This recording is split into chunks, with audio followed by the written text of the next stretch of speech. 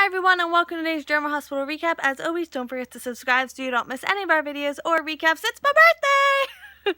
Alright, now that we got that out of the way, I know I said it might be a late upload, but it's not going to be, so let's get to today's recap, which, by the way, a few scenes made me cry on my birthday. Not nice. Anyway, so at Sunny's place, Ava comes over to collect Avery and Carly's home. She was actually headed out. And Carly says that Avery's asleep and questions whether this would be too much for her. Because, Kiki just woke up. So, why not just focus on her? So after Ava sees that Avery is actually sleeping, she decides to come back for her when she wakes up because a cranky Avery wouldn't be good for Kiki or whatever. So Carly says that Avery's best interest would be to stay with them, and Ava brings up the judge's ruling, and Carly's like, well, it's going to be different when the judge learns that your business almost got Kiki killed. And Ava's like, yeah, and the shooting will trace right back to your house. And, Ava is like, I'm a hero who helped the feds. And Carly's like, well, it doesn't matter. You put yourself in between gun runners. So Ava says that she because in the beginning, Carly said that, like, she was, like, mailing out a care package for Morgan, or was going to give Morgan a care package. So Ava's like, well, I hope there's chocolate in that care package because Morgan loves chocolate. And Carly's like, yeah, you would know. At Jason's place, Sam tells Jason those pictures are from his penthouse and that they must have gotten taken down when Maxie redecorated because, when she used to live there with Spinelli. So Jason wonders how he can pick out those pictures, but he can't remember Sam or anything, like, about them, So Sam says that, she misses their marriage and she's falling for him all over again and she wants to give them a shot, and so does he, and she wants a divorce? What? More on that later. At Crimson, so Maxie brings up sabotage, and Julian comes back in, and Nina tells Julian that someone is after Crimson. So Julian's like, no one is trying to ruin Crimson, and they're like, well, who would benefit from destroying Crimson? And he wants them to halt the brakes. So Maxie says that she talked to the printer, and it sounded like he was given specific instructions to turn Crimson green. So Dylan says, well, let's call the printer and ask if they were given specific orders to do this with the magazine and who gave those orders. And Julian's like, wait, I have a working relationship with these printers. I'll make the phone call because they'll tell me stuff they might not tell you. So he has a conversation with Arthur the printer and is like, turns out it was a mistake. Yeah, okay. That was convincing, right? So Julian's like, look, there's enough money in the budget for one more issue, and that's it. So, make that issue, make Crimson go out with a bang. But Nina is staying to fight. So Maxie offhandedly says, like, what are we supposed to do to save this issue? Pay people to put the magazines together one at a time? And Nina's like, yes. And Nina has come up with, taken that and come up with an idea to run a contest that the first 20 readers to assemble a full Real Women's issue wins $1,000. And they're like, well, how are we going to get them the pages? Like, are they going to pick them up at newsstands? And Nina's like, no, we're going to get airplanes and we're going to drop the pages over, like, college campuses and, like, places that, like, are our main market.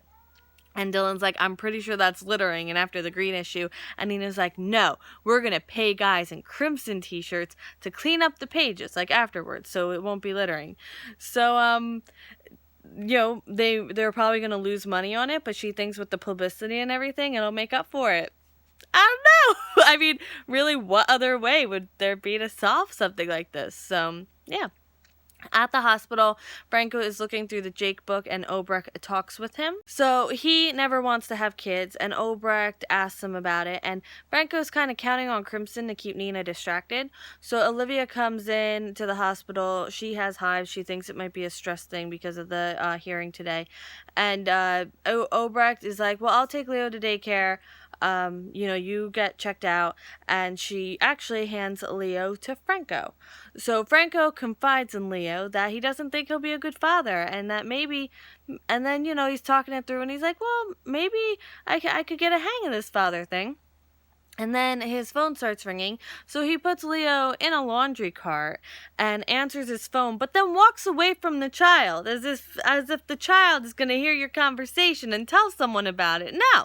So it's Nina saying that she's going to be home late because of a Crimson emergency. So, wouldn't you know it, Leo's missing. Who could have saw that coming? Yeah, everyone. Oh, except for Franco, because he wasn't watching the child. So Franco tells Obrecht that Leo's missing, and Franco goes searching for him. And when he gets back, he's ready to tell Olivia and Obrecht that Leo's, like, gone. But a nurse found Leo in daycare. No, a nurse found Leo, put him in daycare. So when Olivia actually, like, went to get Leo, he was in daycare. And Olivia has her baby back. So, Julian, also in the hospital, Julian's there now, and Ava is. And Julian tells Ava to get Avery back before Sonny and Carly can make a case for abandonment. And Ava's like, well, they're already trying to make a case, but no judge would rule against me, the DA's star. You think? But someone left Kiki a black rose with a message clearly meant for Ava. Not good. Not good at all. At Julexis's house, Sonny tells Christina it's time to fess up, that he knows everything. So Christina fights back, and Molly says that she should have told them when she had a chance, and Sonny tells Alexis that Christina got kicked out of school, and Christina's like, oh, like, that's okay. So Christina says that she's handling it, and she was only was suspended for 1 semester, and Sonny thinks a professor came on to her and then accused Christina of harassment when she turned him down. So Christina comes clean and says she's not the victim and it's her fault. And then she tells them everything except for one minor detail, how she was really upset after her breakup, and she couldn't focus, she couldn't concentrate, and she needed to pass this one class to, like, kind of stay afloat.